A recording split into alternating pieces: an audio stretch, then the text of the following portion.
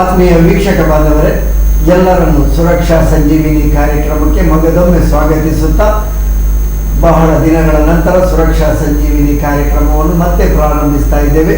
ಸುರಕ್ಷಾ ಸಂಜೀವಿನಿ ಕಾರ್ಯಕ್ರಮದಲ್ಲಿ ನಮ್ಮ ವೀಕ್ಷಕ ಬಂಧುಗಳಿಗೆ ವೈದ್ಯಕೀಯ ಮಾಹಿತಿಗಳನ್ನು ಕೊಡಲು ನಮ್ಮೊಂದಿಗಿದ್ದಾರೆ ಡಾಕ್ಟರ್ ಮುರಳಿ ಮೋಹನ್ ಚೂಲ್ತಾರ್ ಅವರು. ಅವರನ್ನು ಎಲ್ಲ ವೀಕ್ಷಕ ಬಂಧುಗಳ ಪರವಾಗಿ ಸ್ವಾಗತಿಸ್ತಾ ಇದ್ದೇವೆ. ನಮಸ್ತೆ ಡಾಕ್ಟರ್. ನಮಸ್ತೆ. ಆತ್ಮೀಯ ವೀಕ್ಷಕ ಬಂಧುಗಳೇ, ಇವತ್ತು ವಿಶ್ವ ಕ್ಯಾನ್ಸರ್ ದಿನಾಚರಣೆ. ಈ ಕ್ಯಾನ್ಸರ್ನ ಬಗ್ಗೆ ಇವತ್ತು ನಮಗೆ ವಿಶೇಷವಾಗಿ ಮಾಹಿತಿ ಕೊಡ್ತಾ ಇದ್ದಾರೆ ಡಾಕ್ಟರ್ ಮುರಳಿ ಮೋಹನ್ ಚೂಲ್ತಾರ್ ಅವರು. ನಾವು ಈಗಾಗಲೇ ಮಹಾಮಾರಿ ಕೊರೋನಾದ ಪಿಡುಗಿನಿಂದ ಅದರ ಗುಂಗಿನಿಂದ ಸ್ವಲ್ಪವಾಗಿ ಹೊರಗೆ ಬರ್ತಾ ಇದ್ದೇವೆ. ಈ ಗುಂಗಿನ ಜೊತೆಗೆ ನಮ್ಮ ಮಹಾಮಾರಿಗಳಾದಂತಹ ಕ್ಯಾನ್ಸರ್ನಂತಹ ದಿನಾಚರಣೆಗಳ ಮಹತ್ವ ಏನು, ಈ ಕ್ಯಾನ್ಸರ್ ಅಂದರೆ ಏನು, ಹೇಗೆ, ಯಾವಾಗ, ಹೇಗೆ ಬಂತು ದಿನಾಚರಣೆ? ನೋಡಿ, ವಿಶ್ವ ಕ್ಯಾನ್ಸರ್ ದಿನ ಅಂತ ಹೇಳಿ ಫೆಬ್ರವರಿ 4ರಂದು ಜಗತ್ತಿನಾದ್ಯಂತ ನಾವು ಆಚರಣೆ ಮಾಡ್ತೇವೆ. ಈ ಆಚರಣೆ ಮಾಡುವ ಉದ್ದೇಶ ಏನಂತ ಹೇಳಿದರೆ, ಜನರಲ್ಲಿ ಕ್ಯಾನ್ಸರ್ ರೋಗದ ಬಗ್ಗೆ ಜಾಗೃತಿ ಮೂಡಿಸುವಂಥದ್ದು, ಅರಿವು ಮೂಡಿಸುವಂಥದ್ದು ಮತ್ತು ಕ್ಯಾನ್ಸರ್ ಬಗ್ಗೆ ಬಹಳಷ್ಟು ತಪ್ಪು ಕಲ್ಪನೆಗಳಿದೆ. ಮತ್ತು ಕ್ಯಾನ್ಸರ್ ಚಿಕಿತ್ಸೆಯ ಬಗ್ಗೆ ಮಾಹಿತಿ ನೀಡುವಂಥದ್ದು ಮತ್ತು ಜನರನ್ನು ಅವರಲ್ಲಿರುವಂತಹ ತಪ್ಪು ಕಲ್ಪನೆಗಳನ್ನು ಹೋಗಲಾಡಿಸಿ ಅವರಿಗೊಂದು ಮನೋಧೈರ್ಯವನ್ನು, ಆತ್ಮಸ್ಥೈರ್ಯವನ್ನು ತುಂಬುವ ಕೆಲಸವನ್ನು ನಾವು ಮಾಡಬೇಕಾಗುತ್ತದೆ ವೈದ್ಯರು. ಈ ನಿಟ್ಟಿನಲ್ಲಿ international federation for cancer prevention ಅಂತ ಹೇಳಿ ಇದರ ವತಿಯಿಂದ 2008ರಲ್ಲಿ ಈ ಆಚರಣೆಯನ್ನು ಜಾರಿಗೆ ತರಲಾಯಿತು. ಪ್ರತಿ ವರ್ಷ ನಾವು ಏನಾದರೂ ಒಂದು ಥೀಮ್ಗಳನ್ನು, ಧ್ಯೇಯವಾಕ್ಯಗಳನ್ನು, ಘೋಷವಾಕ್ಯಗಳನ್ನು ಇಟ್ಕೊಂಡು ನಾವು ಈ ಆಚರಣೆಯನ್ನು ಮಾಡ್ತೇವೆ. ಆ ಮೂಲಕ ಜಗತ್ತಿನ ಪ್ರತಿಯೊಬ್ಬ ಜನರಿಗೂ ಕ್ಯಾನ್ಸರ್ನ ಬಗ್ಗೆ ಮಾಹಿತಿ ನೀಡಿ ಅರಿವು ಮೂಡಿಸುವಂಥ ಕೆಲಸವನ್ನು ಮಾಡ್ತಾ ಇದ್ದೇವೆ. 2015ರಲ್ಲಿ ಬಿಯಾಂಡ್ ಅಸ್ ಅಂತ ಹೇಳಿ ಒಂದು ಥೀಮನ್ನು ಇಟ್ಕೊಂಡು ಮಾಡಲಾಯಿತು.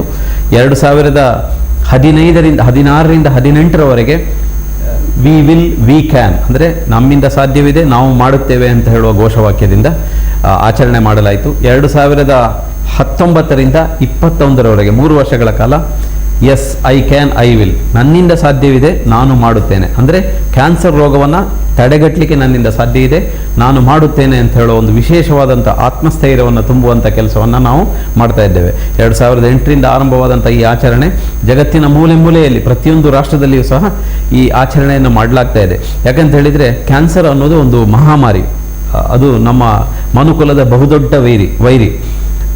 ಜಗತ್ತಿನಲ್ಲಿ ನಾವು ಅಂಕಿಅಂಶಗಳ ಪ್ರಕಾರ ತೆಗೆದುಕೊಳ್ಳೋದಾದರೆ ಅತಿ ಹೆಚ್ಚು ಸಾವಿಗೆ ಕಾರಣವಾಗುವಂತಹ ರೋಗ ಹೃದಯಾಘಾತ ಜಗತ್ತಿನಲ್ಲಿ. ಅದರ 2ನೇ ಸ್ಥಾನ ಸಿಗುವಂಥದ್ದು ಕ್ಯಾನ್ಸರಿಗೆ. ಸುಮಾರು ವಾರ್ಷಿಕವಾಗಿ 1.5 ಕೋಟಿ 150 ಲಕ್ಷ ಮಂದಿ ವಾರ್ಷಿಕವಾಗಿ ಕ್ಯಾನ್ಸರ್ ರೋಗಕ್ಕೆ ತುತ್ತಾಗ್ತಾ ಇದ್ದಾರೆ.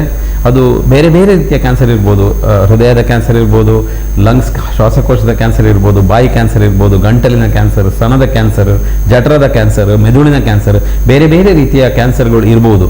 ಸುಮಾರು 1.5 ಕೋಟಿ ಜನ ಪ್ರತಿ ವರ್ಷ ಈ ರೋಗಕ್ಕೆ ತುತ್ತಾಗ್ತಾ ಇದ್ದು, ಸುಮಾರು 1 ಕೋಟಿಯಷ್ಟು ಜನ ವಾರ್ಷಿಕವಾಗಿ ಈ ರೋಗದಿಂದ ಸಾವಿಗೀಡಾಗ್ತಾ ಇದ್ದಾರೆ. ಈ ನಿಟ್ಟಿನಲ್ಲಿ ನಾವು ಅತ್ಯಂತ ಮುತುವರ್ಜಿ ವಹಿಸಿ ವೈದ್ಯರು ಜನರಲ್ಲಿ ಜಾಗೃತಿ ಮೂಡಿಸುವಂಥ ಕೆಲಸವನ್ನು ಮಾಡಬೇಕು. ಯಾಕೆ ಹೆಚ್ಚು ನಾವು ಇದರ ಬಗ್ಗೆ ಚಿಂತನೆ ಮಾಡಬೇಕು ಅಂತ ಹೇಳಿದರೆ, ಹಿಂದಿನ ಕಾಲದಲ್ಲೆಲ್ಲ ಕ್ಯಾನ್ಸರ್ ಅಂತ ಹೇಳಿದರೆ ವಯಸ್ಕರಲ್ಲಿ ಬರುವಂಥದ್ದು, 70-80ರ ವಯಸ್ಸಿನಲ್ಲಿ ಬರುವಂಥದ್ದು. ಆಗ ಹೆಚ್ಚಿನ ತೊಂದರೆಗಳು, ಆಗ ತಂತ್ರಜ್ಞಾನಗಳು ಜಾಸ್ತಿ ಇರಲಿಲ್ಲ, ಕ್ಯಾನ್ಸರನ್ನು ಕಂಡುಹಿಡಿಯುವಂಥ ವಿಶೇಷವಾದ ಆಧುನಿಕ ಸಲಕರಣೆಗಳು ಇರಲಿಲ್ಲ. ಈಗ ನಮಗೆ ಬಹಳಷ್ಟು ಆಧುನಿಕತೆ ಬೆಳೆದಿದೆ, ಅದನ್ನು ಪತ್ತೆ ಹಚ್ಚಲಿಕ್ಕೆ ವಿಶೇಷವಾದಂತಹ ಸೌಲಭ್ಯಗಳು ಇದೆ, ಬೇಗ ಪತ್ತೆ ಹಚ್ಚಲಿಕ್ಕೆ ಸಾಧ್ಯ ಇದೆ. ಈಗ ನಮ್ಮ ಬದಲಾದಂತಹ ನಮ್ಮ ಜೀವನ ಶೈಲಿ, ಆರೋಗ್ಯ, ಆಹಾರ ಪದ್ಧತಿ ಮತ್ತು ಇವೆಲ್ಲರ ವಾತಾವರಣದ ಕಲುಷಿತಗೊಂಡಿರುವ ಕಾರಣದಿಂದ ಸಣ್ಣ ಪ್ರಾಯದಲ್ಲಿ ಬರ್ತಾ ಇದೆ. 20-30ರ ಹರೆಯದಲ್ಲಿ ಹಾರ್ಟ್ ಅಟ್ಯಾಕ್ ಆಗುವಂಥದ್ದು, ಕ್ಯಾನ್ಸರ್ ಬರುವಂಥದ್ದು ಕಂಡು ಬರ್ತಾ ಇದೆ. ಇದು ಬಹಳ ದೊಡ್ಡ ದುರಂತ. ಈ ಮನುಷ್ಯ ಸಣ್ಣ ಪ್ರಾಯದಲ್ಲಿ ಅವನು ಈ ಕ್ಯಾನ್ಸರ್ನಂತಹ ಮಹಾಮಾರಿಗೆ ಬಲಿಯಾದರೆ ಆ ದೇಶದ ಆರ್ಥಿಕ ವ್ಯವಸ್ಥೆಯ ಮೇಲೆ, ಸಾಮಾಜಿಕವಾಗಿ, ಧಾರ್ಮಿಕವಾಗಿ, ಎಲ್ಲ ಸಾಂಸ್ಕೃತಿಕವಾಗಿ ದೇಶದ ಬೆಳವಣಿಗೆ ಮೇಲೆ ವಿಶೇಷವಾದಂಥ ಹೊಡೆತ ಬೀಳ್ತಾ ಇದೆ. ಈ ನಿಟ್ಟಿನಲ್ಲಿ ನಾವೆಲ್ಲ ವೈದ್ಯರು ಹಾಗೂ ಸಮಾಜದವರು ಒಟ್ಟು ಸೇರಿ ರೋಗದ ಬಗ್ಗೆ ಒಂದು ಸಮರವನ್ನು ಸಾರಬೇಕಾಗಿದೆ. ಜನರಲ್ಲಿ ಜಾಗೃತಿ ಮೂಡಿಸಿ ಅವರಿಗೆ ಒಂದು ಮಾನಸಿಕ ಧೈರ್ಯವನ್ನು ನೀಡುವಂಥ ಕೆಲಸ ಮಾಡಬೇಕಾಗಿದೆ. ಅದನ್ನೇ ನಾವು ಇವತ್ತು ವಿಶ್ವ ಕ್ಯಾನ್ಸರ್ ದಿನ ಅಂತೇಳಿ ಆಚರಣೆ ಮಾಡಿ ಜನರಲ್ಲಿ ಜಾಗೃತಿ ಮೂಡಿಸುವ ಕೆಲಸವನ್ನು ಮಾಡ್ತಾ ಇರುವಂಥದ್ದು. ಜನರಿಗೆ ಕ್ಯಾನ್ಸರ್ನ ಬಗ್ಗೆ ತಿಳುವಳಿಕೆ ಬೇಕು. ಆ ಕ್ಯಾನ್ಸರ್ನಿಂದಾಗಿ ನಾವು ಹೇಗೆ ಪಾರಾಗಬಹುದು ಮತ್ತು ಹೇಗೆ ನಮ್ಮ ಬದುಕನ್ನು ಮುಂದುವರಿಸಬಹುದು ಎನ್ನುವಂತಹ ಎಚ್ಚರಿಕೆ ಬೇಕು. ಈ ನಿಟ್ಟಿನಲ್ಲಿ ವಿಶ್ವ ಕ್ಯಾನ್ಸರ್ ದಿನಾಚರಣೆ ಜನಜಾಗೃತಿಯ ಒಂದು ಸಂದೇಶ ಕಾರ್ಯಕ್ರಮವಾಗಿ ಮೂಡಿ ಮಾಡ್ತಾ ಇದೆ.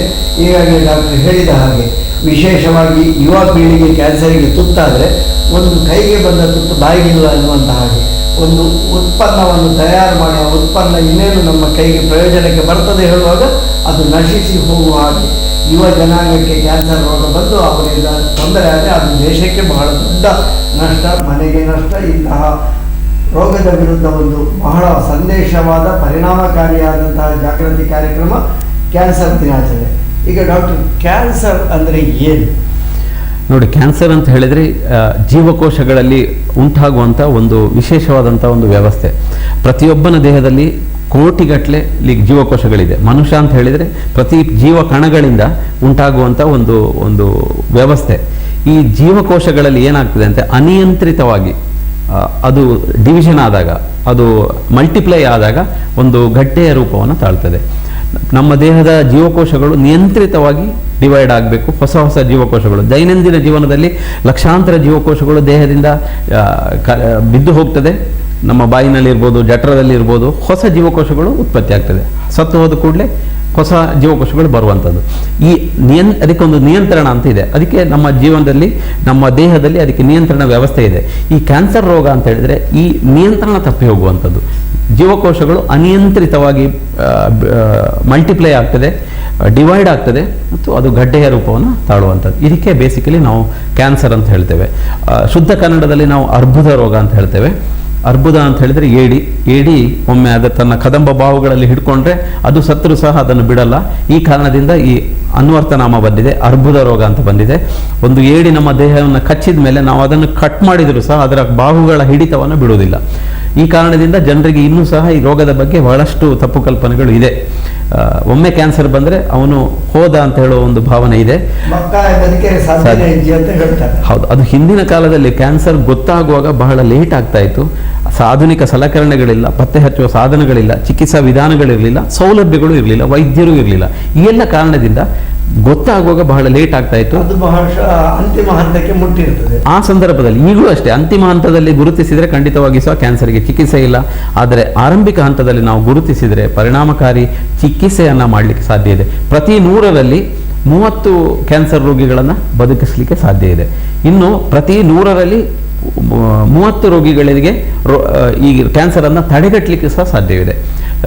ಮುಖ್ಯವಾಗಿ ತಂಬಾಕು ಉತ್ಪನ್ನಗಳನ್ನು ಬಳಸುವುದು ನಿಂತರೆ ಖಂಡಿತವಾಗಿ 100ರಲ್ಲಿ 30 ಮಂದಿಗೆ ಕ್ಯಾನ್ಸರೇ ಬರುವುದಿಲ್ಲ. ಆ ವಿಷಯದ ಬಗ್ಗೆ ಈಗ ಬರ್ತಾ ಇದ್ದೇವೆ.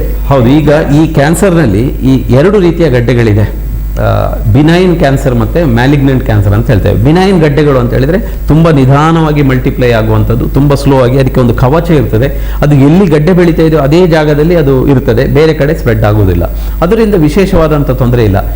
ಇನ್ನು ಮ್ಯಾಲಿಗ್ನೆಂಟ್ ಟ್ಯೂಮರ್ ಅಂತ ಹೇಳ್ತೇವೆ. ಅದು ಬಹಳ ವೇಗವಾಗಿ ಹರಡುತ್ತದೆ, ವೇಗವಾಗಿ ಬೆಳೀತದೆ, ನೋವಿರ್ತದೆ, ಗಡ್ಡೆ ನೋಡ್ಲಿಕ್ಕೆ ಅಸಹ್ಯವಾಗಿರ್ತದೆ, ಮತ್ತು ಅದಕ್ಕೆ ಒಂದು ವಿಶೇಷವಾದ ಕವಚ ಇರುವುದಿಲ್ಲ. ಅದು ದೇಹದ ಬೇರೆ ಭಾಗಕ್ಕೆ ಸ್ಪ್ರೆಡ್ ಆಗ್ತದೆ. ಇದಕ್ಕೆ ನಾವು ಮೆಟಾಸ್ಟಾಸಿಸ್ ಅಂತ ಹೇಳ್ತೇವೆ.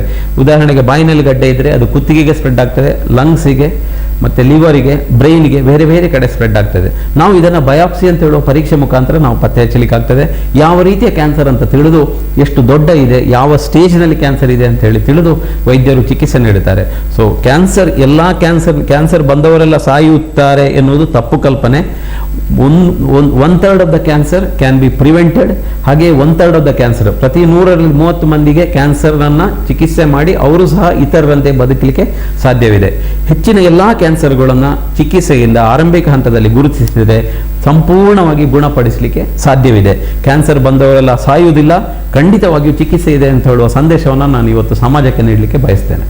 ಆತ್ಮೀಯ ವೀಕ್ಷಕ ಬಾಂಧವರೇ, ವಿಶ್ವ ಕ್ಯಾನ್ಸರ್ ದಿನಾಚರಣೆಯ ಪ್ರಯುಕ್ತ ಕ್ಯಾನ್ಸರ್ನ ಜಾಗೃತಿ ಸಂದೇಶ ಎಲ್ಲೆಡೆ ನಡೆಯುತ್ತಾ ಇದೆ. ಆ ಅಂಗವಾಗಿ ನಾವು ಕೂಡ ವಿಶ್ವ ಕ್ಯಾನ್ಸರ್ ದಿನಾಚರಣೆಯ ಈ ಒಂದು ಕ್ಯಾನ್ಸರ್ನ ಮಾಹಿತಿ ಕಾರ್ಯಕ್ರಮವನ್ನು ಹೊಸಕುರಲ ಮೂಲಕ ನೀಡ್ತಾ ಇದ್ದೇವೆ. ಡಾಕ್ಟರ್ ಮುರಳಿ ಮೋಹನ್ ಚೂಂತಾರ್ ಅವರು ಈ ಕ್ಯಾನ್ಸರ್ನ ಬಗ್ಗೆ ನಮಗೆ ಮಾಹಿತಿಯನ್ನು ಕೊಡ್ತಾ ಇದ್ದಾರೆ. ಡಾಕ್ಟರ್, ಈಗ ಕ್ಯಾನ್ಸರ್ ಅಂದರೆ ಅದು ಹೇಗೆ ಬರುತ್ತದೆ, ಅದರ ಗುಣಲಕ್ಷಣಗಳೇನು? ಈಗ ತಾನೇ ಹೇಳಿದೆ, ಕ್ಯಾನ್ಸರ್ ಅಂತ ಹೇಳಿದ್ರೆ ಅನಿಯಂತ್ರಿತವಾಗಿ ಜೀವಕೋಶಗಳು ಬೆಳೆಯುವಂಥದ್ದು ಅಂತೇಳಿ. ಅದಕ್ಕೆ ಈ ಜೀವಕೋಶವನ್ನು ಅದರ ಮೇಲಿನ ನಿಯಂತ್ರಣವನ್ನು ತಪ್ಪಿ ಹೋಗಲಿಕ್ಕೆ ಹಲವಾರು ಕಾರಣಗಳಿದೆ. ಮುಖ್ಯವಾಗಿ ಅತಿ ಮುಖ್ಯ ಕಾರಣ ಹೆಚ್ಚಿನ ಎಲ್ಲ ಕ್ಯಾನ್ಸರ್ಗಳಿಗೆ ತಂಬಾಕು ಉತ್ಪನ್ನಗಳ ಸೇವನೆ. ತಂಬಾಕು ಉತ್ಪನ್ನಗಳು, ಅದು ಬೀಡಿ ಇರ್ಬೋದು, ಸಿಗರೇಟ್ ಇರ್ಬೋದು, ಅಥವಾ ಪಾನ್ ಪರಾಗ್ ಇರ್ಬೋದು, ಗುಟ್ಕಾ ಇರ್ಬೋದು, ಅಥವಾ ಪ್ಲೇನ್ ತಂಬಾಕು ಇರ್ಬೋದು. ಈ ತಂಬಾಕು ಉತ್ಪನ್ನಗಳನ್ನು ಖಂಡಿತವಾಗಿ ನಾವು ಸೇವಿಸಬಾರದು. 100ರಲ್ಲಿ 90% ಮಂದಿಗೆ ತಂಬಾಕು ಬಳಸುವವರಿಗೆ ಕ್ಯಾನ್ಸರ್ ಬಂದೇ ಬರ್ತದೆ. ಅದು ಯಾವುದೇ ರೀತಿಯ ತಂಬಾಕು ಉತ್ಪನ್ನ ಇರ್ಬೋದು. ನೀವು ಸಿಗರೇಟ್ ಸೇದಿದರೆ 100%, 100ರಲ್ಲಿ 90 ಮಂದಿಗೆ ಲಂಗ್ ಕ್ಯಾನ್ಸರ್ ಬರ್ತದೆ, ಶ್ವಾಸಕೋಶದ ಕ್ಯಾನ್ಸರ್ ಬರ್ತದೆ, ಗಂಟಲಿನ ಕ್ಯಾನ್ಸರ್ ಬರ್ತದೆ. ಅದೇ ರೀತಿ ಗುಟ್ಕಾ ಪಾನ್ ಪರಾಗ್ ತಿನ್ನುವುದರಿಂದ 100ರಲ್ಲಿ 95% ಮಂದಿಗೆ ಬಾಯಿಯಲ್ಲಿ ಕ್ಯಾನ್ಸರ್ ಬರ್ತದೆ. ಸೊ ಅತಿ ಮುಖ್ಯವಾದಂತಹ ಕಾರಣ ತಂಬಾಕು ಉತ್ಪನ್ನಗಳು ಮತ್ತು ಧೂಮಪಾನ. ಯಾವುದೇ ಕಾರಣದಿಂದ ಈ ಎರಡು ಚಟಕ್ಕೆ ನಾವು ಬೀಳಲೇಬಾರದು. ಹಿರಿಯರು ಒಂದು ಮಾತು ಹೇಳ್ತಾರೆ, ಚಟ ಹತ್ತಿಸ್ತದೆ ಅಂತೇಳಿ. ಈ ಚಟದಿಂದ ಖಂಡಿತವಾಗಿ ನಮಗೆ ಕ್ಯಾನ್ಸರ್ ಬರ್ತದೆ. ಆಮೇಲೆ ಬಹಳಷ್ಟು ತೊಂದರೆಗಳನ್ನು ನಾವು ಅನುಭವಿಸಬೇಕಾಗತ್ತೆ. ಇದಲ್ಲದೆ ಅನುವಂಶೀಯ ಕಾರಣಗಳಿರ್ಬೋದು, ಹೆರಿಡಿಟ್ರಿ. ಕೆಲವೊಂದು ಕ್ಯಾನ್ಸರ್ಗಳು ಹೆರಿಡಿಟ್ರಿಯಾಗಿ ಬರ್ತದೆ. ಈಗ ಜಠರದ ಕ್ಯಾನ್ಸರ್ ಇರ್ಬೋದು, ಮೇದೋಜೀರಕ ಗ್ರಂಥಿ ಕ್ಯಾನ್ಸರ್ ಇರ್ಬೋದು, ಪಿತ್ತಜನಕಾಂಗದ ಕ್ಯಾನ್ಸರ್ ಇರ್ಬೋದು, ವೃಷಣದ ಕ್ಯಾನ್ಸರ್, ಸ್ನಾನದ ಕ್ಯಾನ್ಸರ್ ಇದೆ. ಅದು ಸಹ ಬಹುಶಃ ಹೆರಿಡಿಟ್ರಿಯಾಗಿ, ಆನುವಂಶಿಕವಾಗಿ, ತಾಯಿಗೆ ಸ್ತನದ ಕ್ಯಾನ್ಸರ್ ಇದ್ದರೆ 50% ಮಗಳಿಗೆ ಸ್ತನದ ಕ್ಯಾನ್ಸರ್ ಬರುವಂಥ ಸಾಧ್ಯತೆ ಮಹಿಳೆಯರಲ್ಲಿ ಹೆಚ್ಚು ಇರುತ್ತದೆ. ಸೊ ಅನುವಂಶೀಯ ಕಾರಣದಿಂದಲೂ ಕ್ಯಾನ್ಸರ್ ಬರುವ ಸಾಧ್ಯತೆ ಇದೆ. ಇನ್ನು ವಿಕಿರಣದಿಂದ, ರೇಡಿಯೇಷನಿಂದ, ಎಕ್ಸೆಸಿವ್ ರೇಡಿಯೇಷನಿಂದಲೂ, ರೇಡಿಯೇಷನ್ ಜೀವಕೋಶಗಳ ಮೇಲೆ ವಿಕಿರಣ ಬಂದಾಗ ಅದರ ಕಂಟ್ರೋಲ್ ತಪ್ತದೆ, ಜೀವಕೋಶಗಳು ಅನಿಯಂತ್ರಿತವಾಗಿ ಬೆಳೀತದೆ, ಮ್ಯೂಟೇಷನ್ ಆಗ್ತದೆ, ರೂಪಾಂತರ ಹೊಂದುತ್ತದೆ ನಮ್ಮ ಜೀವಕೋಶಗಳು. ಅಲ್ಲಿಂದ ಕ್ಯಾನ್ಸರ್ ಗೆಡ್ಡೆ ಬೆಳೀಲಿಕ್ಕೆ ಆರಂಭ ಆಗ್ತದೆ. ಇದಲ್ಲದೆ ಇತರ ಕಾರಣಗಳು ಇದೆ. ನಮ್ಮ ಜೀವನ ಶೈಲಿ ಸಹ ಆರೋಗ್ಯದ ಮೇಲೆ, ಜೀವಕೋಶಗಳ ಹೆಲ್ತಿನ ಮೇಲೆ ಪರಿಣಾಮ ಬೀರುತ್ತದೆ. ಮತ್ತು ಆಹಾರ ಪದ್ಧತಿಯು ಸಹ ಅಷ್ಟೇ. ನಾವು ಅತಿ ಹೆಚ್ಚು ಆಂಟಿ ಆಕ್ಸಿಡೆಂಟ್ ಇರುವಂತಹ ವೈಟಮಿನ್ ಸಿ ಇರುವಂಥದ್ದು, ಕ್ಯಾರೆಟ್, ಮೂಲಂಗಿ, ವೈಟಮಿನ್ ಎ ಇರುವಂಥದ್ದು, ವೈಟಮಿನ್ ಬಿ ಕಾಂಪ್ಲೆಕ್ಸ್ ಇರುವಂಥದ್ದು, ವೈಟಮಿನ್ ಡಿ ಮತ್ತು ಇ ಇರುವಂಥ ಆಹಾರ ಪದಾರ್ಥಗಳನ್ನು, ಹಸಿ ಹಣ್ಣು ತರಕಾರಿಗಳನ್ನು, ಕಾಯಿ ಪಲ್ಯಗಳನ್ನು ತಿನ್ನಬೇಕು. ಏನಾಗ್ತದೆ ಅಂತ ಹೇಳಿದರೆ, ನಾವೆಲ್ಲ ಜಂಕ್ ಫುಡ್ಡನ್ನು, ಸ್ಟೋರ್ಡ್ ಫುಡ್ಡನ್ನು ತಿನ್ನುವುದರ ಕಾರಣದಿಂದ ನಮಗೆ ಯಾವುದೇ ರೀತಿಯ ಜೀವಸತ್ವಗಳು ನಮ್ಮ ದೇಹಕ್ಕೆ ಸಿಗುವುದಿಲ್ಲ, ಜೀವಕೋಶಗಳ ನಿಯಂತ್ರಣ ತಪ್ತದೆ. ಸೊ ನಮ್ಮ ಜೀವನ ಶೈಲಿ, ನಮ್ಮ ಆಹಾರ ಪದ್ಧತಿ ಮತ್ತು ಸ್ಟ್ರೆಸ್ಡ್ ಲೈಫು, ನಮಗೆ ದಿನನಿತ್ಯದ ವ್ಯವಹಾರಗಳಲ್ಲಿ ನಾವು ಬಹಳಷ್ಟು ಒತ್ತಡವನ್ನು ಅನುಭವಿಸ್ತೇವೆ. ಈ ಒತ್ತಡ ಆ ಕ್ಷಣಕ್ಕೆ ನಮಗೆ ಯಾವುದೇ ತೊಂದರೆ ನೀಡದಿದ್ದರೂ ಸಹ ನಿಧಾನವಾಗಿ ಜೀವಕೋಶಗಳ ಮೇಲೆ ಋಣಾತ್ಮಕವಾದಂಥ ಪರಿಣಾಮ ಬೀರುತ್ತದೆ. ಆ ಮೂಲಕ ಮುಂದೆ ಆ ಜೀವಕೋಶಗಳು ಅದರ ನಿಯಂತ್ರಣ ತಪ್ಪಿ ಕ್ಯಾನ್ಸರ್ ಆಗುವಂಥ ಸಾಧ್ಯತೆಗಳು ಸಹ ಇದೆ. ಇದರ ಜೊತೆಗೆ ಕೆಲವೊಂದು ಅತಿಯಾದ ರಸದೂತಗಳನ್ನು ತೆಗೆದುಕೊಳ್ಳುವಂಥದ್ದು, ಗರ್ಭ ನಿರೋಧಕ ಮಾತ್ರೆಗಳನ್ನು ತೆಗೆದುಕೊಳ್ಳುವಂಥದ್ದು, ತುಂಬ ಅತಿಯಾದ ಸೇವನೆ, ಗರ್ಭ ನಿರೋಧಕ ಮಾತ್ರೆಗಳ ಸೇವನೆಯಿಂದಲೂ ನಮ್ಮ ಜೀವಕೋಶಗಳ ನಿಯಂತ್ರಣ ತಪ್ಪುವ ಸಾಧ್ಯತೆ ಇದೆ. ಅತಿಯಾದ ಹಾರ್ಮೋನ್ಗಳ ಸೇವನೆಯನ್ನು ಸಹ ಬಿಡಬೇಕಾಗುತ್ತದೆ. ಇದು ಕೂಡ ಕ್ಯಾನ್ಸರ್ ಬರಲಿಕ್ಕೆ ಮುಖ್ಯವಾದಂಥ ಕಾರಣ. ಇದಲ್ಲದೆ ಇನ್ನೂ ಹಲವು ಕಾರಣಗಳು ಕ್ಯಾನ್ಸರ್ ಆಗಲಿಕ್ಕೆ ಸಾಧ್ಯ ಇದೆ. ವೈರಸ್ನಿಂದಲೂ ಬರುವ ಸಾಧ್ಯತೆ ಇದೆ. ಹ್ಯೂಮನ್ ಪ್ಯಾಪಿಲೋಮಾ ವೈರಸ್ ಅಂತ ಇದೆ, ಎಪ್ಸ್ಟೈನ್ ಬಾರ್ ವೈರಸ್ ಅಂತ ಇದೆ, ಏಡ್ಸ್ ವೈರಸ್ ಇದೆ, ಹೆಪಟೈಟಿಸ್ ಸಿ ವೈರಸ್ ಇದೆ. ಹೆಪಟೈಟಿಸ್ ಸಿ ವೈರಸ್ನಿಂದ ಲಿವರ್ ಕ್ಯಾನ್ಸರ್ ಬರುವ ಸಾಧ್ಯತೆ ಇದೆ. ಎಪ್ಸ್ಟೈನ್ ಬಾರ್ ಕ್ಯಾನ್ಸರ್ ವೈರಸ್ನಿಂದ ಬಾಯಿ ಕ್ಯಾನ್ಸರ್ ಬರುವ ಸಾಧ್ಯತೆ ಇದೆ. ಹ್ಯೂಮನ್ ಪ್ಯಾಪಿಲೋಮಾ ವೈರಸ್ನಿಂದ ಏಡ್ಸ್ ಪೇಷಂಟ್ಗಳಲ್ಲಿ ಬಾಯಿಯೊಳಗೆ ಕ್ಯಾನ್ಸರ್ ಬರುವ ಸಾಧ್ಯತೆ ಇದೆ. ನಮ್ಮ ಬಾಯಿಯ ಸ್ವಚ್ಛತೆಯನ್ನು ನಾವು ಕಾಪಾಡಿಕೊಳ್ಬೇಕು. ಯಾವಾಗ ನಮ್ಮ ಬಾಯಿಯ ಸ್ವಚ್ಛತೆ ಇರುವುದಿಲ್ವೋ ಆವಾಗ ಅಲ್ಲಿ ವೈರಾಣುಗಳು ದ್ವಿಗುಣಗೊಂಡು ಅವು ಜೀವಕೋಶಗಳ ಮೇಲೆ ವ್ಯತಿರಿಕ್ತ ಪರಿಣಾಮವನ್ನು ಬೀರಿ ಕ್ಯಾನ್ಸರ್ ಆಗಲಿಕ್ಕೆ ಸಾಧ್ಯ ಇದೆ. ಕ್ಯಾನ್ಸರ್ ಅನ್ನೋದು ಕೇವಲ ಒಂದು ಕಾರಣದಿಂದ ಬರುವುದಿಲ್ಲ, ಅದಕ್ಕೆ ಹಲವು ಕಾರಣಗಳಿದೆ. ಎಲ್ಲ ಕಾರಣಗಳು, ಅನುವಂಶೀಯ ಕಾರಣಗಳು, ಎನ್ವೈರನ್ಮೆಂಟಲ್ ಫ್ಯಾಕ್ಟರ್ ಇರ್ಬೋದು, ಕಲುಷಿತವಾದಂಥ ಗಾಳಿ, ನೀರು, ಬೆಳಕು, ಇದರಿಂದಲೂ ಸಹ ಇರ್ಬೋದು, ಒತ್ತಡದ ಜೀವನ ಶೈಲಿ ಅಥವಾ ತಂಬಾಕು ಉತ್ಪನ್ನಗಳ ಸೇವನೆ, ಇವೆಲ್ಲವೂ ಮೇಳೈಸಿ, ಎಲ್ಲವೂ ಒಟ್ಟು ಸೇರಿ ಜೀವಕೋಶಗಳ ಮೇಲೆ ಅತಿಯಾದ ಅತ್ಯಾಚಾರ ಆದಾಗ ಜೀವಕೋಶಗಳು ನಿಯಂತ್ರಣ ತಪ್ಪಿ ಕ್ಯಾನ್ಸರ್ ಆಗುವ ಸಾಧ್ಯತೆ ಇದೆ. ಸೊ ಇಂತಹ ನಿರ್ದಿಷ್ಟ ಕಾರಣ ಇಲ್ಲದಿದ್ದರೂ ಹಲವು ಕಾರಣಗಳು ಸೇರಿ ಕ್ಯಾನ್ಸರಿಗೆ ಕಾರಣ ಆಗುವ ಸಾಧ್ಯತೆಗಳು ಹೆಚ್ಚಾಗಿದೆ. ಈಗ ನೀವು ವಿಶೇಷವಾಗಿ ಹೇಳಿದ್ರಿ ತಂಬಾಕು ಸೇವನೆಯಿಂದ ಬಾಯಿ ಕ್ಯಾನ್ಸರ್ಗಳು. ಈ ಬಾಯಿ ಕ್ಯಾನ್ಸರ್ ಹೇಗೆ? ಬಾಯಿ ಕ್ಯಾನ್ಸರ್ 100ರಲ್ಲಿ ಈ ಬಾಯಿ ಕ್ಯಾನ್ಸರ್ ಅನ್ನೋದು ಹಿಂದೆ ಬಹಳ ವಿರಳವಾಗಿತ್ತು. ಈ ಹಿಂದಿನ ಕಾಲದಲ್ಲೆಲ್ಲ ಈ ತಂಬಾಕು ಗುಟ್ಕಗಳು ಇರಲಿಲ್ಲ. ಅವಾಗಿದ್ದದ್ದು ಬರೀ ಎಲೆ ಅಡಿಕೆ ತಿನ್ನುವಂಥ ಅಭ್ಯಾಸ. ಈಗ ತಂಬಾಕು ಉತ್ಪನ್ನಗಳು ಹಲವಾರು ರೀತಿಯಲ್ಲಿ ಬಂದಿದೆ. ಈ ತಂಬಾಕು ಉತ್ಪನ್ನಗಳಿಂದಲೇ ಬಾಯಿಯಲ್ಲಿ ಕ್ಯಾನ್ಸರ್ ಬರುವಂಥದ್ದು. ಈ ಉತ್ಪನ್ನಗಳು ಸೇವಿಸಿದಾಗ ನಮ್ಮ ಬಾಯಿಯೊಳಗಿರುವಂಥ ಮ್ಯೂಕೋಸದ ಮೇಲೆ ಅತ್ಯಾಚಾರ ಆಗ್ತದೆ, ಅವುಗಳ ಮೇಲೆ ನಿರಂತರವಾಗಿ ಶೋಷಣೆ ಉಂಟಾಗ್ತದೆ. ಆವಾಗ ಆ ಜೀವಕೋಶಗಳು ಮಾರ್ಪಾಡಾಗ್ತದೆ, ರೂಪಾಂತರ ಹೊಂದುತ್ತದೆ. ಅಲ್ಲಿಂದ ಅದು ಕ್ಯಾನ್ಸರ್ ಆಗುವ ಸಾಧ್ಯತೆ ಹೆಚ್ಚಾಗಿರ್ತದೆ. ಬಾಯಿ ಕ್ಯಾನ್ಸರಿಗೆ ಅತಿ ಮುಖ್ಯವಾದಂಥ ಕಾರಣ ತಂಬಾಕು ಉತ್ಪನ್ನಗಳು.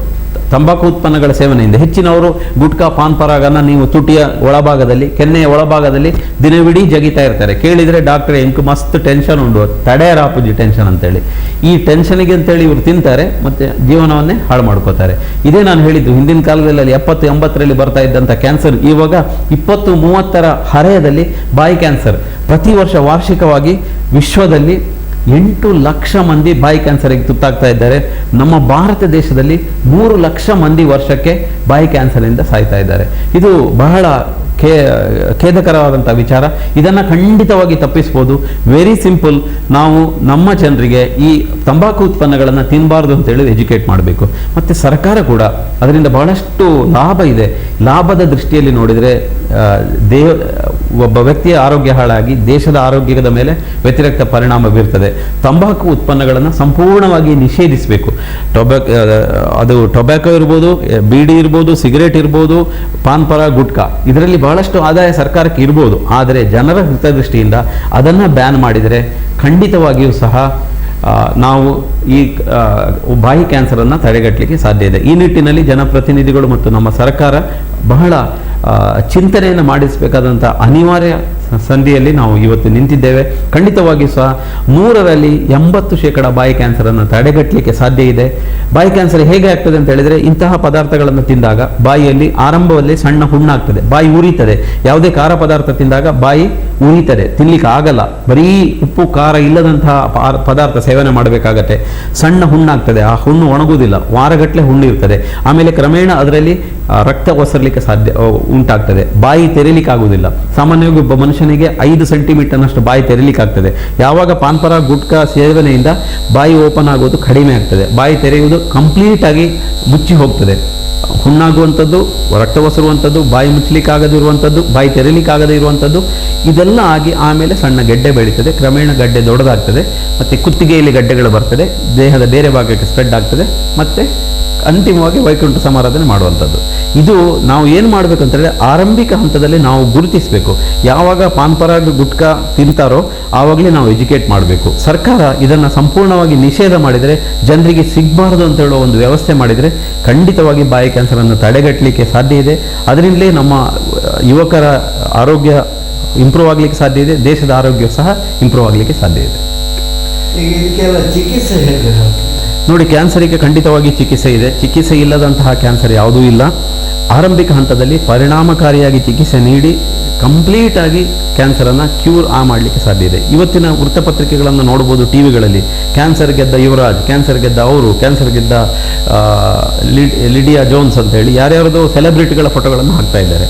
ಅದು ಯಾಕೆ ಹಾಕ್ತಾ ಇದ್ದಾರೆ ಅಂದರೆ, ಜನರಿಗೆ ಒಂದು ಮೋಟಿವೇಶನ್. ಕ್ಯಾನ್ಸರ್ ಬಂದರೂ ಸಹ ನಾವು ಅದನ್ನು ಗೆದ್ದು ನಾವು ಅದನ್ನು ಕ್ಯೂರ್ ಮಾಡಲಿಕ್ಕೆ ಸಾಧ್ಯ ಇದೆ ಅಂತೇಳಿ. ಕ್ಯಾನ್ಸರ್ನ ನಂತರವೂ ಅದು ಬದುಕಿದೆ ಅನ್ನುವಂತಹ ಸಂದೇಶವನ್ನು ಕೊಡುವಂತಹ ಪ್ರಯತ್ನ. ಹೌದು, ಇದನ್ನು ನಾವು ಜನರಿಗೆ ಮನದಟ್ಟು ಮಾಡಬೇಕು.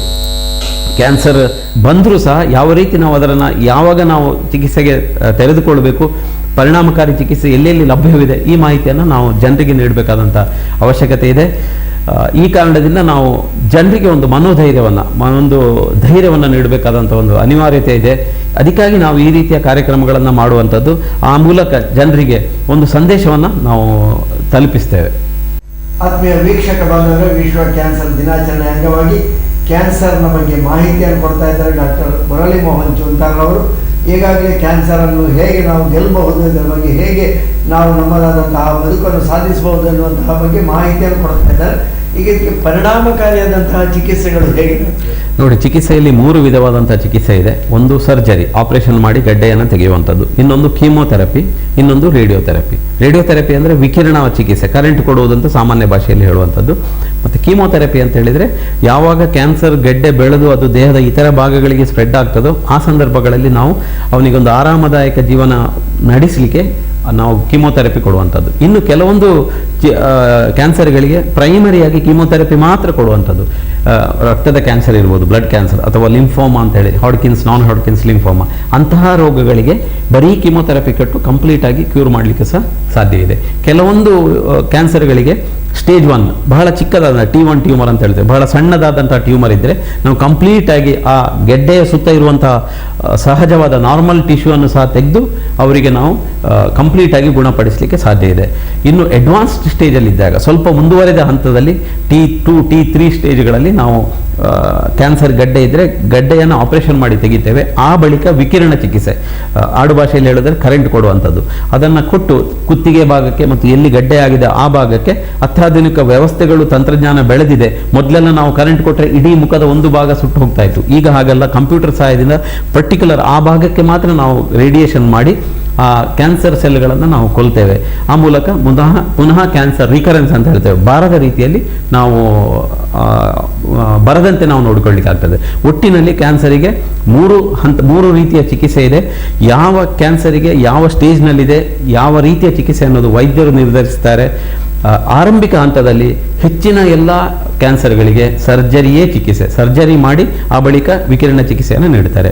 ಮುಂದುವರಿದ ಹಂತದಲ್ಲಿ ಯಾವಾಗ ಅದು ಒಂದು ಬಾಯಿ ಕ್ಯಾನ್ಸರ್ ಲಂಗ್ಸಿಗೆ ಸ್ಪ್ರೆಡ್ ಆಯಿತು ಅಥವಾ ಮೆದುಳಿಗೆ ಸ್ಪ್ರೆಡ್ ಆಯಿತು, ಆವಾಗ ನಾವು ಏನು ಮಾಡಲಿಕ್ಕೆ ಆಗುವುದಿಲ್ಲ, ಬರೀ ಸರ್ಜರಿ ಮಾಡಿ ಪ್ರಯೋಜನ ಆಗುವುದಿಲ್ಲ, ಆವಾಗ ಕೀಮೋಥೆರಪಿ ಕೊಡಬೇಕಾಗ್ತದೆ. ಕೆಲವೊಂದು ಕಡೆ ಬರೀ ಕೀಮೋಥೆರಪಿಯಿಂದಲೂ ನಾವು ಚಿಕಿತ್ಸೆಯನ್ನು ನೀಡಲಿಕ್ಕೆ ಆಗ್ತಾ ಇದೆ.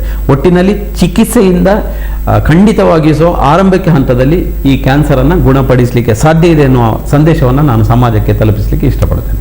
ಪರಿಣಾಮಕಾರಿಯಾದಂತಹ ಚಿಕಿತ್ಸೆ ಮೂಲ ಕ್ಯಾನ್ಸರ್ನನ್ನು ಖಂಡಿತವಾಗಿ ಗುಣಪಡಿಸಬಹುದು ಎನ್ನುವಂತಹ ವಿಶ್ವಾಸದ ಮಾತುಗಳನ್ನು ಡಾಕ್ಟರ್ ಹೇಳ್ತಾ ಇದ್ದಾರೆ. ಈಗ ಡಾಕ್ಟ್ರೆ, ಕ್ಯಾನ್ಸರನ್ನು ಗುಣಪಡಿಸುವುದು ಒಂದು ರೀತಿ ಆದರೆ ಇದನ್ನು ತಡೆಗಟ್ಟುವುದು ಹೇಗೆ? ನೋಡಿ, ಕ್ಯಾನ್ಸರ್ ಈಗ ವಿಶ್ವಸಂಸ್ಥೆಯ ವರದಿಗಳ ಪ್ರಕಾರ 1/3 of the cancer can be prevented ಅಂತ ಹೇಳಿ, ಪ್ರತಿ 100ರಲ್ಲಿ 30 ಕ್ಯಾನ್ಸರ್ಗಳನ್ನು ನಾವು ತಡೆಗಟ್ಟಲಿಕ್ಕೆ ಸಾಧ್ಯ ಇದೆ. ತಡೆಗಟ್ಟಬಹುದಾದಂತಹ ರೋಗ ಅಂದರೆ ಇದನ್ನು ಮಾಡಿದರೆ ಕ್ಯಾನ್ಸರ್ ಬರ್ತದೆ ಅಂತ ನಮಗೆಲ್ಲ ಗೊತ್ತು. ಈಗ ಸಿಗರೇಟ್ ಸ್ಮೋಕ್ ಮಾಡಿದರೆ 100ರಲ್ಲಿ 90 ಜನರಿಗೆ ಕ್ಯಾನ್ಸರ್ ಬರ್ತದೆ, ಲಂಗ್ಸ್ ಕ್ಯಾನ್ಸರ್ ಬರ್ತದೆ, ಎಲ್ಲರಿಗೂ ಗೊತ್ತು. ದೊಡ್ಡದಾಗಿ ಸಿಗರೇಟ್ ಪ್ಯಾಕೆಟಲ್ಲಿ cigarette smoking is injurious to health, it will cause cancer ಅಂತೇಳಿ ದೊಡ್ಡ ಶ್ವಾಸಕೋಶದ ಚಿತ್ರ ಹಾಕಿ ಕ್ಯಾನ್ಸರ್ ಚಿತ್ರ ಹಾಕಿದ್ದಾರೆ. ಜನರಿಗೆ ಗೊತ್ತು ಅದು ತಿಂದರೆ ಕ್ಯಾನ್ಸರ್ ಬರುತ್ತೆ ಅಂತ ಹೇಳಿ, ಆದರೂ ಜನರು ಸಿಗರೇಟ್ ಎಳಿತಾರೆ. ಮತ್ತು ನಿಮ್ಮ ಪಾನ್ ಪರಾಗ್ ಪ್ಯಾಕೆಟ್ನ ಹೊರಗಡೆ ಏಡಿಯ ಚಿತ್ರನೇ ಇದೆ, ಅರ್ಬುದ ರೋಗ ಬರ್ತದೆ ಅಂತ ಇದೆ, ಆದರೂ ಸಹ ಜನ ತಿಂತಾ ಇದ್ದಾರೆ. ಸರ್ಕಾರ ಅದನ್ನು ಸೇಲ್ ಮಾಡಲಿಕ್ಕೆ ವ್ಯವಸ್ಥೆ ಮಾಡ್ತಾ ಇದೆ. ಸೊ ಇದನ್ನು ನಾವು ತಡೆಗಟ್ಟಿದರೆ 1/3 of the cancer can be easily prevented. ರೋಗ ಬಾರದ ರೀತಿಯಲ್ಲಿ ನಾವು ಅದನ್ನು ಕನ್ಸ್ಯೂಮ್ ಮಾಡಿದರೆ ನಮಗೆ ರೋಗನೇ ಬರುವುದಿಲ್ಲ. ಅದನ್ನು ನಾವು ಜನ ಅರ್ಥ ಮಾಡ್ಕೊಳ್ಬೇಕು, ನಾವು ಅರ್ಥ ಮಾಡಿಕೊಳ್ಬೇಕು. ವೈದ್ಯರು ಅದನ್ನು ನಾವು ಮನದಟ್ಟು ಮಾಡ್ತೇವೆ, ಜನರು ನಮ್ಮ ಜೊತೆ ಕೋಆಪರೇಟ್ ಮಾಡಿದರೆ ಖಂಡಿತವಾಗಿ ಸಹ ಕ್ಯಾನ್ಸರನ್ನು ತಡೆಗಟ್ಟಲಿಕ್ಕೆ ಸಾಧ್ಯ ಇದೆ. ಇನ್ನು ನಮ್ಮ ಜೀವನ ಶೈಲಿಯನ್ನು ಬದಲಾವಣೆ ಮಾಡಿಕೊಳ್ಬೇಕು, ನಿರಂತರವಾಗಿ ದೈಹಿಕ ವ್ಯಾಯಾಮ ಮಾಡಬೇಕು, ಸೈಕ್ಲಿಂಗ್, ವಾಕಿಂಗ್ ಇಂತಹ ಮಾಡೋದರಿಂದ ಜೀವಕೋಶಗಳಿಗೆ ಏಜಿಂಗ್ ಅಂತ ಹೇಳ್ತದೆ. ನಮಗೆ ವಯಸ್ಸಾದಾಗೆ ಜೀವಕೋಶಗಳಿಗೂ ವಯಸ್ಸಾಗುತ್ತದೆ. ಆ ಏಜಿಂಗ್ ಪ್ರೊಸೆಸ್ಸನ್ನು ನಾವು ಕಡಿಮೆ ಮಾಡಲಿಕ್ಕೆ ಸಾಧ್ಯ ಇದೆ.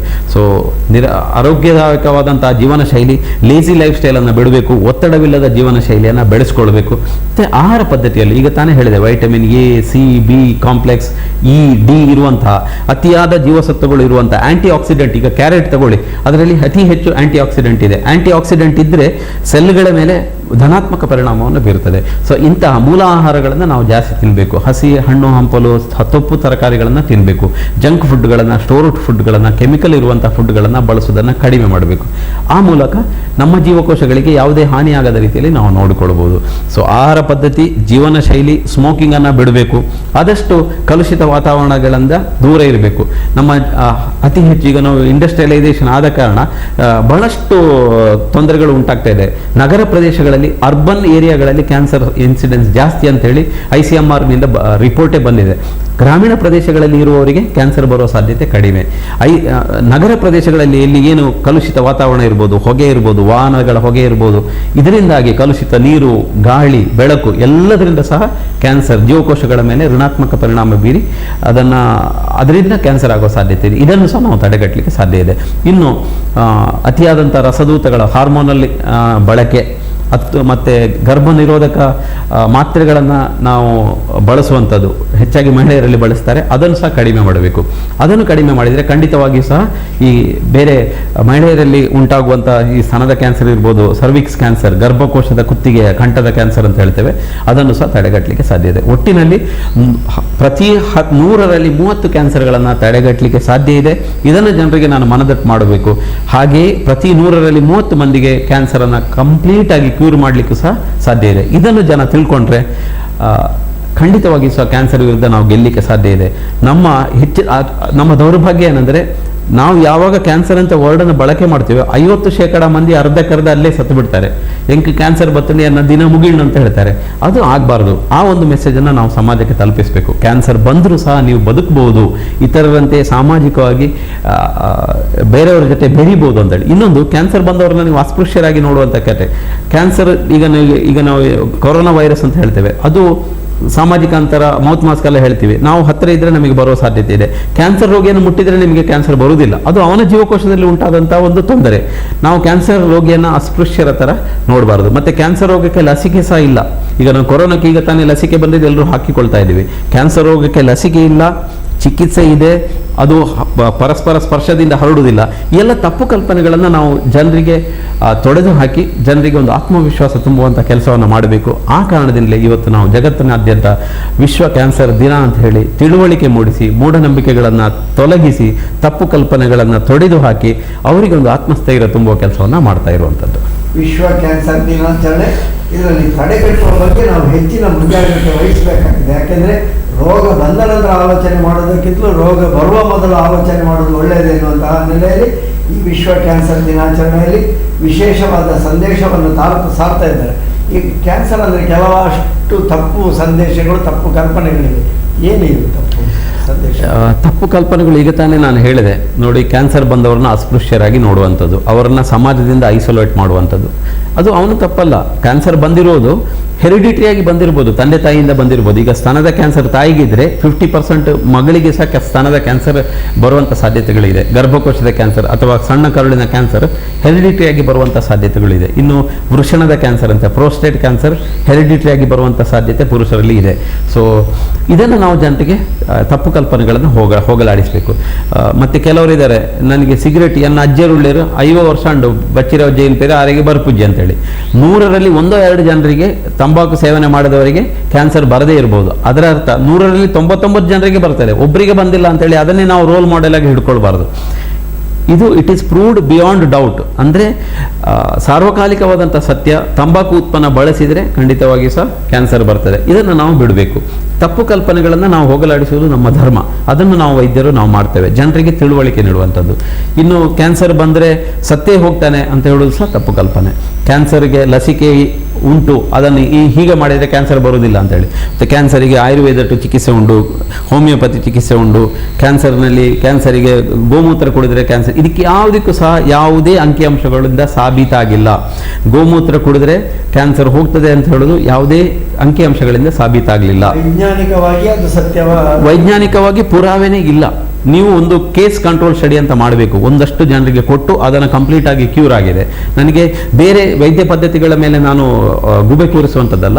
ಒಂದು ನಿರ್ದಿಷ್ಟವಾದಂಥ ಚಿಕಿತ್ಸೆ ಇದೆ, ಪ್ರೋಟೋಕಾಲ್ ಇದೆ, ಅದನ್ನು ನಾವು ಸೈಂಟಿಫಿಕ್ ಆಗಿ ವೈಜ್ಞಾನಿಕವಾಗಿ ನಾವು ಮಾಡುವಂಥದ್ದು. ಯಾವುದೇ ವೈದ್ಯ ವಿಜ್ಞಾನ ಪದ್ಧತಿಗಳಲ್ಲಿ ಕ್ಯಾನ್ಸರಿಗೆ ಚಿಕಿತ್ಸೆ, ಕೆಲವೊಂದು ಕ್ಯಾನ್ಸರಿಗೆ ಚಿಕಿತ್ಸೆ ಇದೆ, ಕೆಲವೊಂದು ಕ್ಯಾನ್ಸರಿಗೆ ಚಿಕಿತ್ಸೆ ಇಲ್ಲ. ಈಗ ಬ್ರೈನ್ ಕ್ಯಾನ್ಸರ್ ಕಳೆದ 75 ವರ್ಷಗಳಿಂದ ಅಗ್ರೆಸಿವ್ ಗ್ಲಯೋಬ್ಲಾಸ್ಟೋಮಾ ಮಲ್ಟಿಫಾರ್ಮ್ ಅಂತೇಳಿ ಮೆದುಳಿನ ಕ್ಯಾನ್ಸರ್, ಅದಕ್ಕೆ ಕಳೆದ 60 ವರ್ಷಗಳಿಂದ ಯಾವುದೇ ರೀತಿಯ ಚಿಕಿತ್ಸೆ ಇನ್ನೂ ಬಂದಿಲ್ಲ. ನೀವು ಅದನ್ನು ಡಯಾಗ್ನೋಸ್ ಮಾಡಿದರೂ ಸಹ ನಿಮಗೆ ಅದಕ್ಕೆ ಚಿಕಿತ್ಸೆ ನೀಡಲಿಕ್ಕೆ ಆಗೋದಿಲ್ಲ. ಸೊ ಈ ಎಲ್ಲ ಕಾರಣಗಳಿಂದ ನಾವು ಕ್ಯಾನ್ಸರ್ ಬಗೆಗೆ ಕೆಲವೊಂದು ಕ್ಯಾನ್ಸರ್ಗಳಿಗೆ ಚಿಕಿತ್ಸೆ ಇದೆ, ಕೆಲವೊಂದು ಕ್ಯಾನ್ಸರ್ಗಳಿಗೆ ಚಿಕಿತ್ಸೆ ಇಲ್ಲ. ಹೆಚ್ಚಿನ ಎಲ್ಲ ಕ್ಯಾನ್ಸರ್ಗಳನ್ನು ಆರಂಭಿಕ ಹಂತದಲ್ಲಿ ಗುರುತಿಸಿ ಚಿಕಿತ್ಸೆ ನೀಡಿದರೆ ಖಂಡಿತವಾಗಿಯೂ ಸಹ ಅವರಿಗೆ ನಾರ್ಮಲ್ ಬದುಕನ್ನು ಬದುಕಲಿಕ್ಕೆ ಸಾಧ್ಯವಿದೆ ಅಂತ ಹೇಳುವ ಒಂದು ಸಂದೇಶವನ್ನು ನಾನು ಇವತ್ತು ಈ ವಿಶೇಷವಾದಂಥ ದಿನದಂದು ನೀಡಲಿಕ್ಕೆ ಇಚ್ಛೆ ಪಡ್ತೇನೆ. ಕೊನೆಯದಾಗಿ ಒಂದು ಸಂದೇಶ ನೋಡಿ, cancer prevention is better then cure ಅಂತೇಳಿ.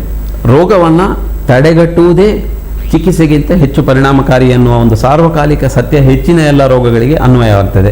ಕ್ಯಾನ್ಸರ್ ವಿಚಾರದಲ್ಲೂ ಅಷ್ಟೇ, ಹೆಚ್ಚಿನ ಎಲ್ಲ ಕ್ಯಾನ್ಸರ್ಗಳನ್ನು ನಾವು ತಡೆಗಟ್ಟಬಹುದು. ಬಾಯಿ ಕ್ಯಾನ್ಸರ್ ಇರ್ಬೋದು, ಗರ್ಭಕೋಶದ ಕ್ಯಾನ್ಸರ್ ಇರ್ಬೋದು, ಅಥವಾ ಲಂಗ್ಸ್ ಕ್ಯಾನ್ಸರ್ ಇರ್ಬೋದು, ಗಂಟಲ್ ಕ್ಯಾನ್ಸರ್ ಇರ್ಬೋದು. ಈ ಎಲ್ಲ ಕ್ಯಾನ್ಸರ್ಗಳನ್ನು ನಾವು ಖಂಡಿತವಾಗಿಯೂ ಸಹ ತಡೆಗಟ್ಟಲಿಕ್ಕೆ ಸಾಧ್ಯವಿದೆ. ನಮ್ಮ ಜೀವನ ಶೈಲಿಯನ್ನು ಬದಲಾಯಿಸಿಕೊಳ್ಳೋಣ, ನಮ್ಮ ಆಹಾರ ಪದ್ಧತಿಯನ್ನು ಬದಲಾಯಿಸಿಕೊಳ್ಳೋಣ, ಒತ್ತಡ ರಹಿತ ಜೀವನವನ್ನು ನಾವು ಅಳವಡಿಸಿಕೊಳ್ಳೋಣ.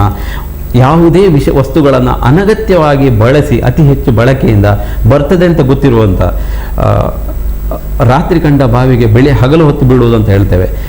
ತಂಬಾಕು ಪ್ರಾಡಕ್ಟ್ ಸೇವನೆ ಮಾಡಿದರೆ ಕ್ಯಾನ್ಸರ್ ಬರ್ತದೆ ಅಂತ ಗೊತ್ತಿದ್ದು ಸಹ ನಾವು ಅದನ್ನು ಬಳಕೆ ಮಾಡೋದ್ರಿಂದ ನಮ್ಮ ಜೀವನವನ್ನೇ ನಾವು ಹಾಳು ಮಾಡಿಕೊಂಡಾಗ ಆಗ್ತದೆ. ಈ ನಿಟ್ಟಿನಲ್ಲಿ ನಾನು ನಮ್ಮ ಎಲ್ಲ ಕೇಳುಗರಲ್ಲಿ ಹೇಳೋದಿಷ್ಟೇ, ನಾವು ಒಂದು ಪರಿಣಾಮಕಾರಿಯಾದಂಥ ಆರೋಗ್ಯಪೂರ್ಣವಾದಂತಹ ಒಂದು ಸಮಾಜ ನಿರ್ಮಾಣ ಮಾಡಬೇಕಾದರೆ ಇಂತಹ ಕೆಟ್ಟ ಚಟಗಳನ್ನು ಬಿಟ್ಟುಕೊಳ್ಳೋಣ.